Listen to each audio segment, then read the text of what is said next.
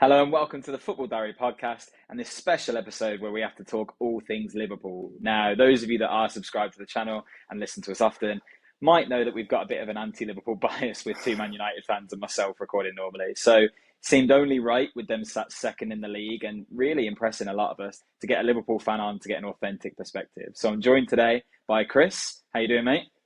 Not bad. Thank you for having me on. It's all right. It's been a while, mate. You've been on here before, and I'm sure people have been clamouring for you to get back. So thank you for joining us today.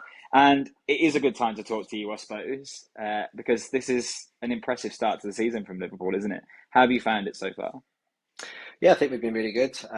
Definitely last season was disappointing for us, but this season so far, really, really positive. Back again to where we expected to be a couple of years ago. Nearly didn't do in the quad, but here we are again, challenging for the title, perhaps. Who knows? And did you expect that this early? Because it feels like this is a really quick start to the season, particularly with the business you did in the summer, which we'll come to later on. But did you see this coming?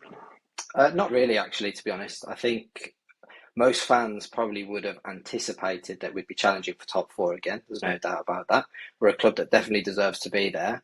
But with all the changes that were made in the summer, the new midfield, there was a lot of unknowns going into this season. So it's hard to predict where we were going to be. And with Jurgen Klopp being in the club for such a long time now, and he did have that sort of 7-year curse almost. I think we were kind of going into a completely unknown territory. So it was hard to predict where we were going to be. But we started really, really well, and the midfield is doing really, really well for us. So I think, yeah, very positive.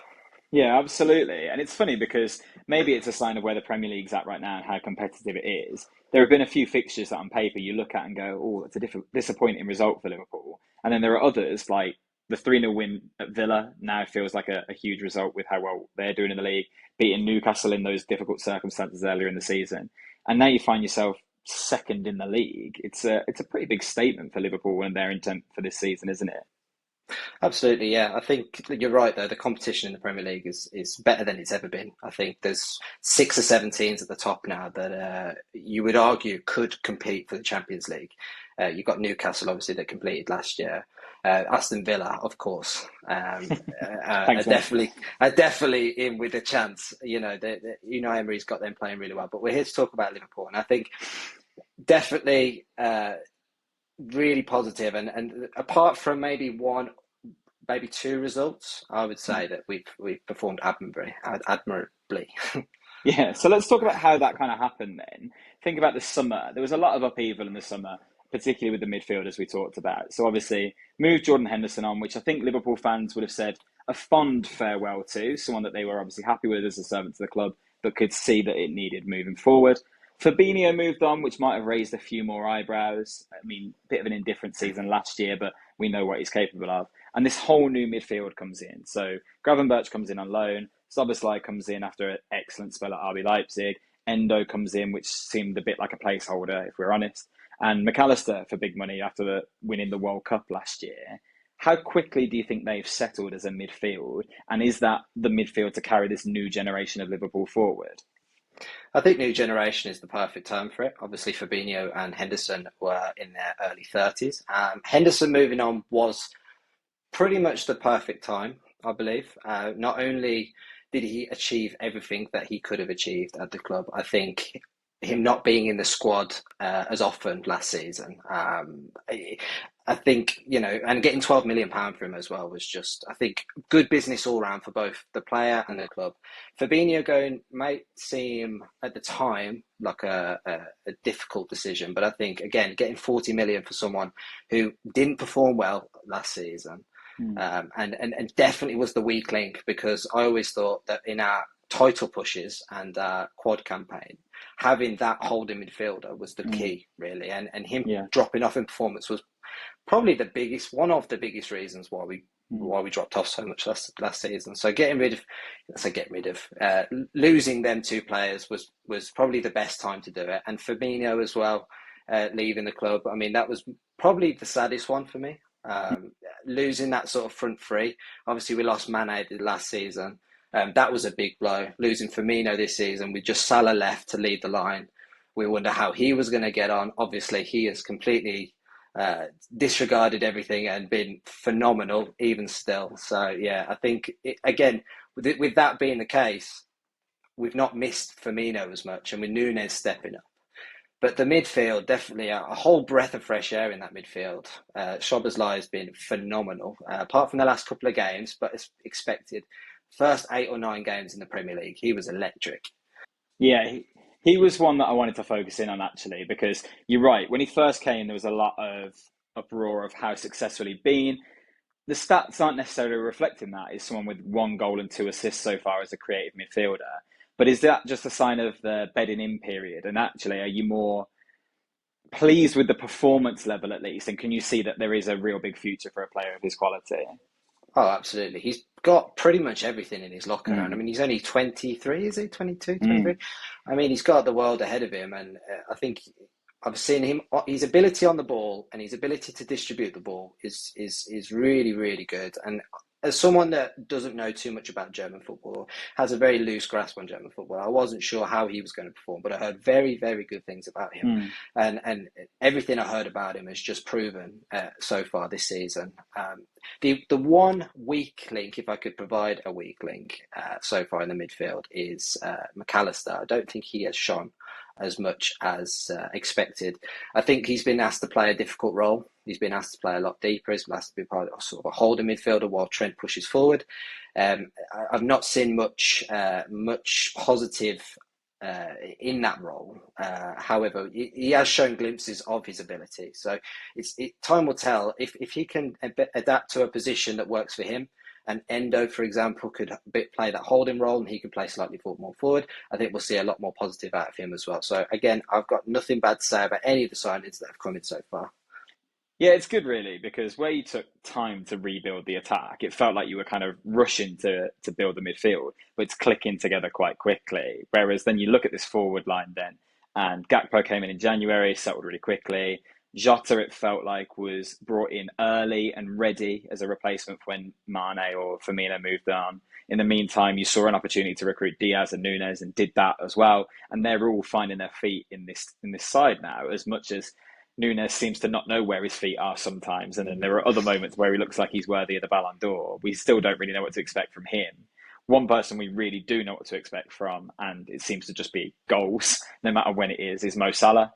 We're talking about last month's Player of the Month, who is on fire for you still this season. How important is he proven to be again this season for you?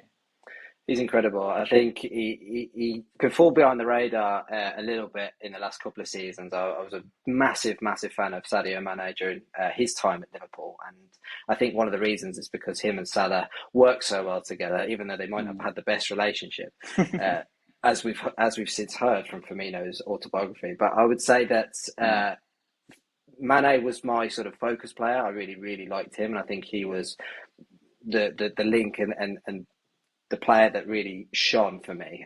Mo Salah, of course, phenomenal. In his first season, scoring 31 goals should never be ignored.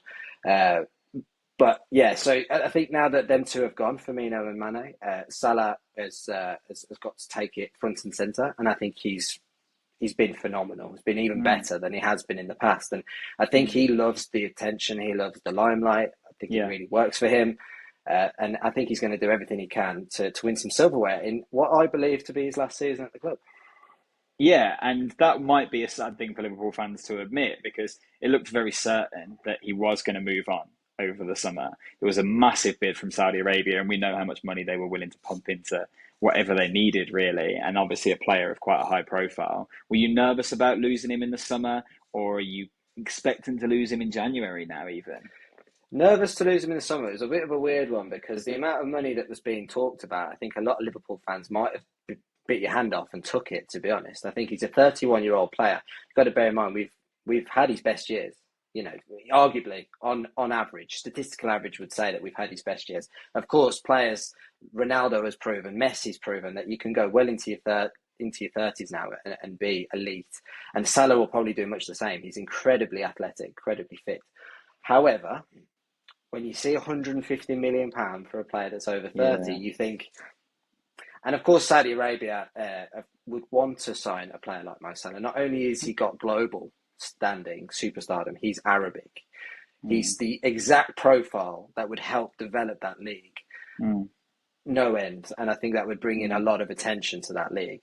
So I think it's inevitable that they're going to come back in January. I think now that we've kept on to him in the summer, kept hold of him, we've got to show our resolve and keep him. I don't think we Mm. should be accepting any bids in January, no matter how much money it is and however tempting it may be. But he will definitely leave in the summer if there's a bid of anything more than 90, 80 million pounds for him. I think it would be unwise to not accept it from a business point of view. Mm. But yeah, it'd be a really sad one to lose, but I'm almost certain it's going to happen, to be honest. So hopefully he Yeah. can bring in some silverware in his final season. Yeah, I mean, you talk about it making a lot of sense from a business perspective. That's definitely true. From a sporting perspective, we're talking about someone who already this season has 10 goals and 4 assists in 12 games. How do you replace a player like Mo Salah? Do you already have the players to replace him within the squad, or is it a case of going out and getting someone that might be a dream for you? Well, you could always dream, but I think we have definitely got the players in the squad that could step up. I don't think you can ever replace Mo Salah like for like, or certainly not in the near future, with the players that we have in our team. However, there's a lot of potential in the squad. Ben Doak, for example, looks a real talent, and he's only 17. Made a good appearance against Toulouse the other day, if not for only a one half. However, we've got a lot of depth in that position. Harvey Elliott can play in those positions. He can play a much more advanced role. Curtis Jones can play out wide and has played really well in those positions. So and obviously Gakpo we've got, who played in the midfield the other day, so it shows his versatility. We've got Luis Diaz, obviously he plays on the other side, but I'm sure he could play either side of the field really. Jota, who's been electric this season as well. I think he always flies under the radar, but he's been phenomenal as well. And then Nunes, who's just wild. What is Nunes? I If you had love to, him. I love him though. I really, really like him. as a Liverpool fan, I can see why you would. I'll be honest. As funny as it is from a neutral to watch him missing sitters, these moments of magic he produces and the kind of character it is, if he was my player, I'd probably really back him as The well, to be honest. the goal against Bournemouth was just the creme de la creme. It's a poor touch that shows that what What he's he's not capable of. capable of, and then also showed what he's also capable of by putting Yeah, it in the top corner. And it's it's yeah. it's it's perfect, really, and I love it. The unpredictability, of course, isn't ideal from a sporting perspective, Mm. but it's so much fun to watch from an entertainment perspective. In a quick one, then you get 150 million for Salah, and you do go to the transfer market. Who is the ideal replacement? Well, there's a lot of talk over the last few seasons about signing Mbappe. Now, of course, that is a dream, and it's every football fan's dream to have Mbappe on your team. He is the best player in the world right now. Not me. I'll keep McGinn on the left. Yeah, of course. Not that he'd ever go to Villa, of course, but the point is, he has been linked with Liverpool in the past. Mm. Of course, there's a possibility. If we've got that much money in the bank, we could potentially splash out for him. Doesn't really fit the ethos of FSG, to be fair, to sign that kind of caliber of player in terms of the amount of money it's going to cost. However, it's a possibility. He's been linked with a long time. If we do well this season, we get to Champions League, potentially win the league, win some silverware, it might attract him a little bit more. But yeah, who knows? Who knows? He's the only player that I would want to Fair. replace Salah. I think that's a fair point to make. Okay, so let's end then with the big question. Kris, are Liverpool title contenders in 23-24? 100%. We were 2 games off the quad the season before. Why can't we compete for the title this year? And would you go as far as saying your favourites? No, Man City have been favourites for a long time, and even when we were at our absolute peak, you would argue when we won the title, you would say we weren't the favourites for it. Until obviously by Christmas time and we were running away with it, you'd think, okay, maybe Liverpool are favourites, but you would always back City over any other team in this league. They're not only the best team in the league, but they're the best team in world football. Yeah, I think that's a fair point. So we'll see what Liverpool manage to get up to this season, whether they can give Salah a fitting send-off or not. But in the meantime, Kris, thank you for joining me today. I'm sure you'll be back to talk all things Liverpool with us. You are our go-to correspondent, obviously, so we appreciate that. And we also appreciate all of you for watching. We had a massive milestone for us last week where we managed to get to our 1,000 subscriber count. If you've been a part of that journey with us, thank you so much. If you're not, why not hit the subscribe button for us now? We'd really appreciate that. We're still growing the channel. If you're listening on audio platforms, of course, you can head over to YouTube and find us there. We'd greatly appreciate it. But in the meantime, thank you for watching us. Kris, thanks again, mate. Thank you for having me. No worries.